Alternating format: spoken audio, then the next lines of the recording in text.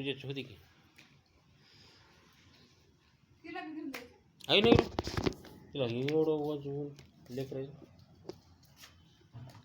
एवढं सोन्यासारखं लेकरू आता तिने इतर टायमाला कसं करते रोज काय ह्याला कपडे ती कसं काय धुते नाही यांना झोपले का झोपली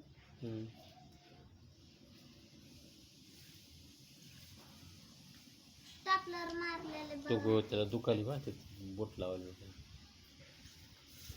नाही नाही पाहू गे बाळ माझं